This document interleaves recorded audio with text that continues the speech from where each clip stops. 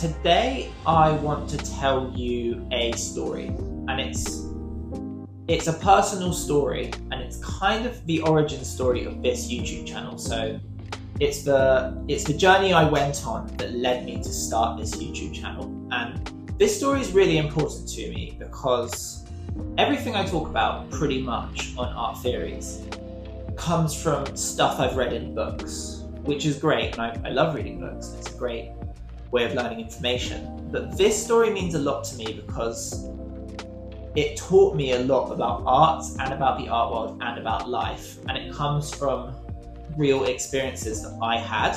So in a lot of ways it really has shaped my beliefs and my understanding around art, and I've been waiting for the right time to share this story on ArtTheoriez, and I decided now is the time. So yeah, and it's also a pretty sad story. It's the story of how I went from loving art so much and working so hard and wanting to be a professional artist so badly to hating art and just wanting nothing to do with it, thinking it's just the worst industry in the world. But it's also kind of a happy story with some wisdom, because ultimately I was able to rebuild my love and my appreciation of art. And I want to talk about how I did that, because I think this is something that a lot of us struggle with, and I've been through it and I want to talk about it. So this is a picture of me, aged 21, rocking the killer combination of long hair and a denim top. I was an art student when this picture was taken, and I like this picture because it was taken of me in my happy place. I'm in the gallery bookshop of the Tate Modern Gallery. At the time, I was an art student. I was very, very obsessed with art. I was a little bit arrogant. I hadn't had much real world experience, but I really dreamed of becoming a professional artist who has a studio and is celebrated and has big exhibitions. That was really the only thing I wanted at the time. And I was working really, really hard to try and achieve that goal. Art school was great for me because it was a safe bubble where I could make art without having to really deal with the big bad outside world. And I think I kind of assumed that upon graduating, I would just waltz into London and I would quickly become a celebrated artist who everyone knew about and loved. And that really couldn't be further from the truth. I really wasn't prepared for what would come next, and the things that happened next had a huge impact on me and completely changed my understanding of art, the art world, and life in general. So I kind of want to share that with you. So this next bit of the story, we'll do it somewhere else.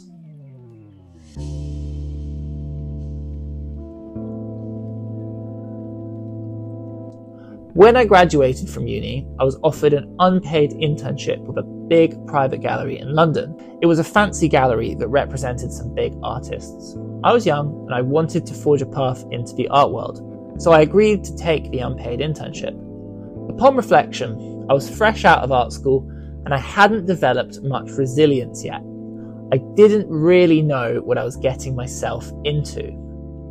I remember ringing the buzzer on the first day and being buzzed in. I felt like Anne Hathaway in The Devil Wears Prada. It was this hierarchical and performative space where everyone was low-key sucking up to the people with authority, and I was the unpaid intern, but there was also a paid intern and a few receptionists, and they had quite a cold and unfriendly vibe, despite the fact we were all doing low-paid work and none of us had any real power within the institution. This clip sums up the culture perfectly. Right, remember you and I have totally different jobs. I mean, you get coffee and you run errands, yet I'm in charge of her schedule, her appointments and her expenses. As the unpaid intern, my main duties were scanning stuff, taking things to the post office and organising the wine cellar. And I just couldn't really handle it. I felt really anxious whenever someone asked me to do something and I didn't understand the task, and whenever I asked the receptionists to either explain something to me or to help me, they'd get visibly irritated and made it seem like they were doing me this huge favour. I don't think they were mean people. I think we were all young and we were part of a hierarchy. I was at the bottom of the hierarchy, and they were just one step above me. And the system we were in incentivized cold, unfriendly, and competitive behavior. But also, they could have been a bit more welcoming. So one day, the receptionist asked me to get into an Uber and to bring wine to the director's house. And I just refused. I told them I didn't feel valued, I wasn't learning, and that I thought it was immoral that the gallery was using unpaid labour in one of the most expensive cities in the world. And the receptionist was like, okay, here's the wine, the taxi is waiting outside. And she tried to hand me the box of wine. And I was like, no, I'm trying to quit. And she just said, oh. And then I just walked out the building and never came back. And that was January in 2018. And since that day, I have never been back to that gallery. I'm very aware that I was in a privileged position to even be able to accept an unpaid internship in the first place. What I've come to learn is that unpaid internships in galleries is a kind of gatekeeping mechanism. It's designed to ensure that these art jobs don't go to working class people, which is an awful, awful thing, and the gallery should be ashamed that they're doing that. Especially since they had loads of money. They could have easily paid minimum wage to their interns, but they were choosing not to. I may not have lasted very long at the gallery, but in that short time, I learned something very, very important about the structure of the art world. I learned that art galleries are structured in the same way as a feudal society. Hear me out on this. Art galleries are structured in a similar way to feudal society. At the centre is the king or the queen or maybe the pope. This is like the gallery owner or director. They have all the power, they make all the decisions, their opinion is always correct, and everyone's low-key sucking up to them all the time. Then you have the aristocrats and the people with royal titles, which in the gallery context is people with fancy job titles, but you don't really know what they're doing. So this would be like the gallerist, the director of, the curator of, these kinds of people. Really, all they do is stand around schmoozing, looking pretty, and making sure their names are on things. They don't do any actual work, they just socialise a lot. Then you have the peasants, and in the gallery context, these are the people who do the actual work. These are the people who man the ticket desk, work in the cafe, work in the shop, the people who install the exhibitions, the site managers, all that kind of thing. Just like in a feudal society, their opinion counts for nothing and they are considered disposable.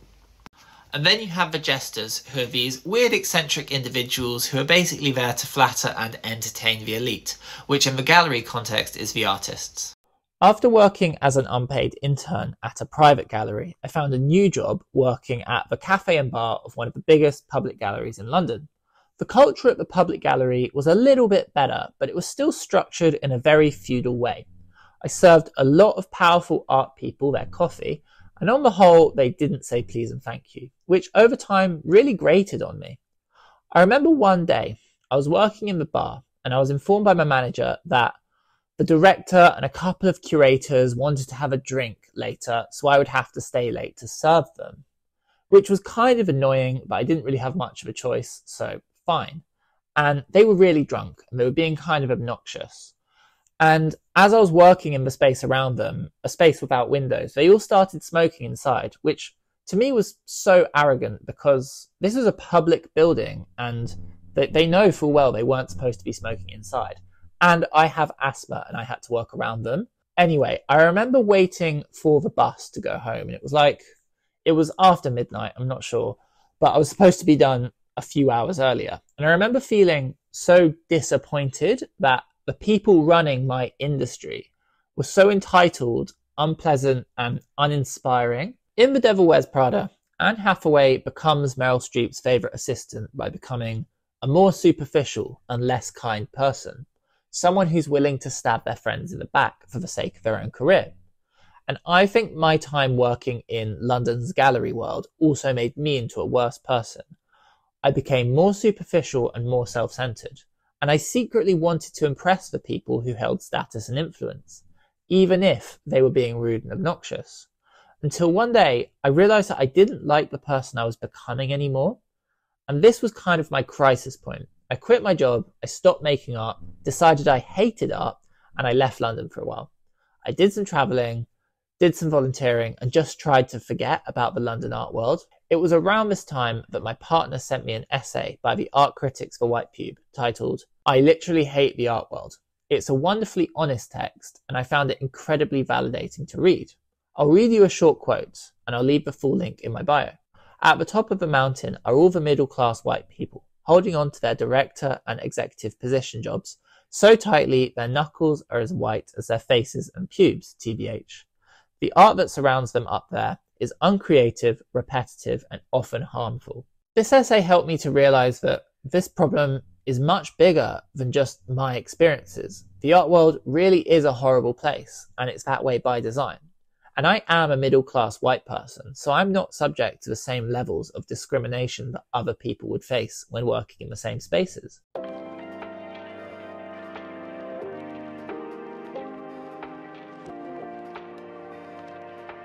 So this was the low point of my story. Ever since I was a teenager, I had moulded my personality around being a creative and an artist. And it felt like that had been ripped away from me, and I didn't know who I was anymore. I felt very purposeless, and as soon as the opportunity presented itself, I decided to leave London and I went travelling. And then I ended up volunteering in a soup kitchen in Calais in France for about 7 months. And that experience was really, really good for me. It taught me that doing things that benefit others is good for my own mental health.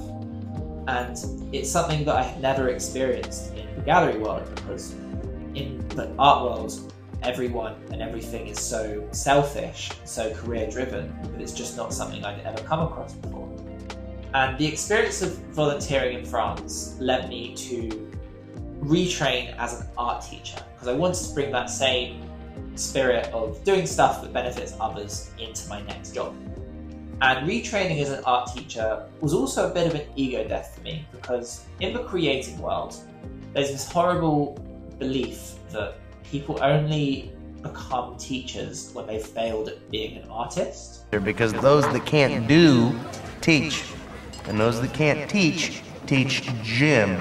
Now, I don't think that's true. And in fact, I'm really proud of the fact that I'm a qualified art teacher. And I know firsthand it's a really difficult thing to do.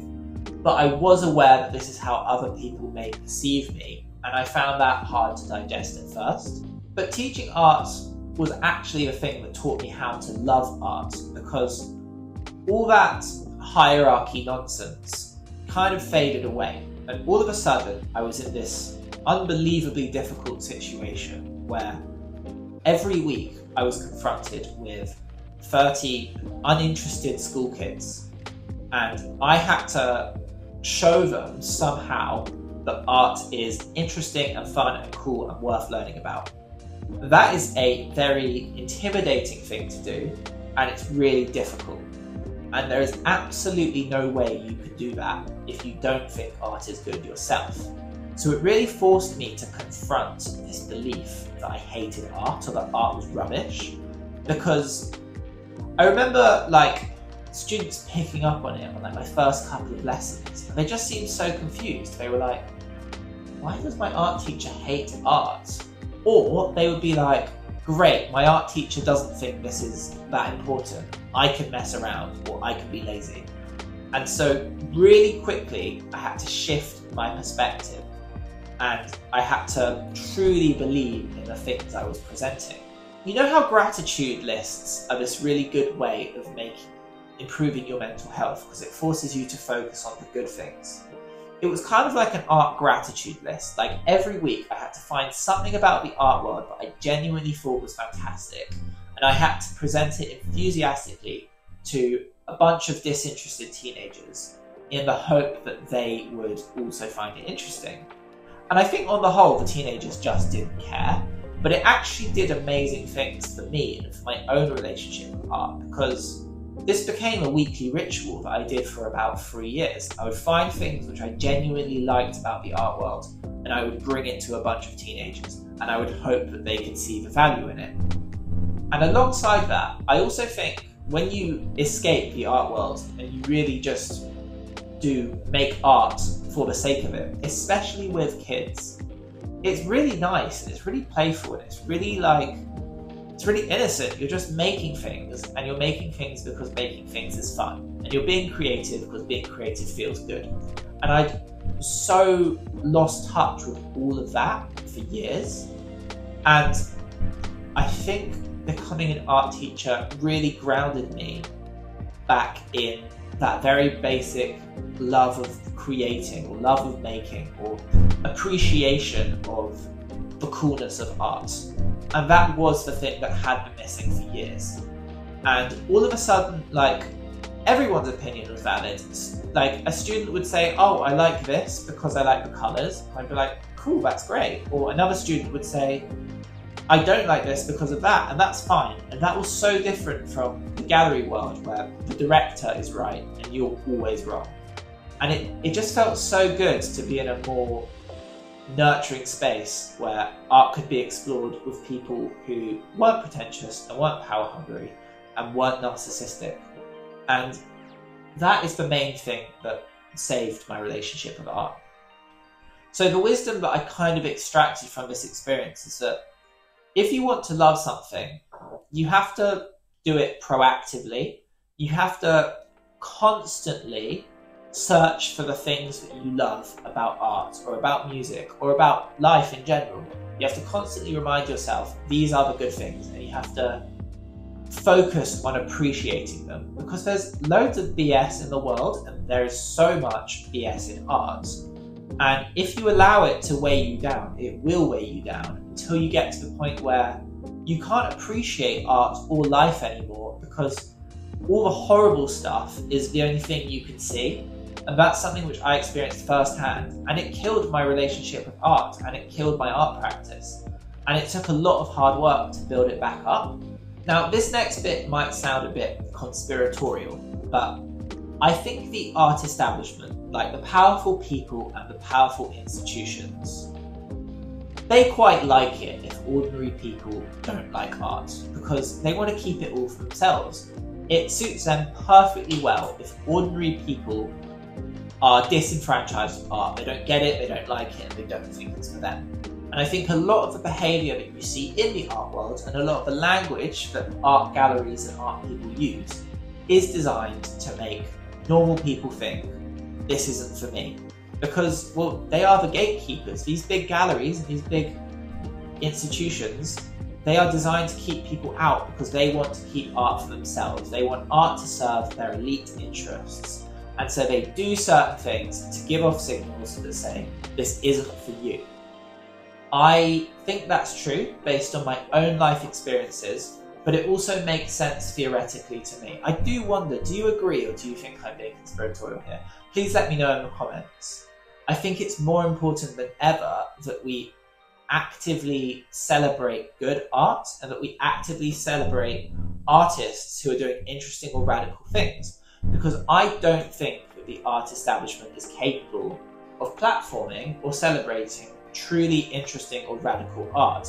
I think that has to come from the fringes, from independent critics, or from the internet, or from spaces which aren't fully controlled by very rich institutions. Which is why, basically, I do this.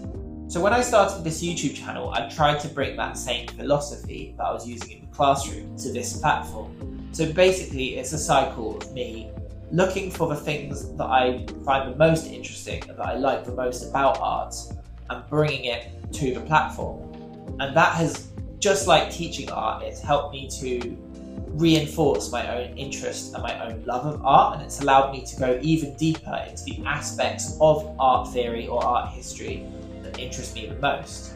And again, it's that same thing, it's just proactively searching for the good stuff. However, I don't think we can ignore the negatives, because, well, there are a lot of negatives in the art world. But when I do talk about the less good things that exist in art, I'm really trying to do it in the spirit of critique. So very intentionally highlighting something to bring about awareness and hopefully change, because I think that the art world can do better, and that we could have better ways of doing stuff. And not to like moan or to dampen other people's experiences of art, because I think that's counterproductive. And that critique is often done almost like in a protective way, like it's like when you care about something so much, you kind of fight for it. But yeah, anyway, so that's the philosophy that I've tried to bring to this channel. So I really like this picture of me because despite the fact that I've been on this whole journey and I've learned all these lessons and I hated art for a bit and now I love art again, it really feels like nothing's changed, because even today at 29, the main thing that I do with my life is just traipse around gallery bookshops, looking at the books and occasionally buying one. And I know a lot of things now that that 21-year-old didn't know. And I think the main thing I know is that the art world is designed to disenfranchise you, to make you feel like this isn't for you. And that makes it even more important that we love art and that we proactively celebrate art and that we fight for an art world we want. Because when we give up, when we think like, oh, this isn't for me, or, you know, I hated that, so I'm not interested in that anymore, the art establishment wins, and they're kind of relying on that happening. I love defiance and I love being defiant, and I feel like I'm really trying to tap into that now. I'm trying to tap into this idea that actually I can exist in this space and I don't need their permission. And that's part of why I've moved on to YouTube, because I can talk about art, but it's completely independent of the art world. There's no gallery, there's no curator, there's no collector who I need to be nice to. I just basically need to obey the rules of an algorithm, and I can exist in this space independently. And to me, that is amazing. And I'm so glad I found this platform, because it gives me a freedom that I don't think I could have had in the art world. And I stopped making art years ago. I've never made art since I left the second gallery that I worked for. However, I am able to channel my creativity and my love for art into this YouTube channel. So that's amazing, and I'm really glad that I went on that journey. Anyway, thanks for watching this video. I hope you found something valuable in it for you. Anyway, let me know in the comments. Thanks so much for watching. Please like and subscribe.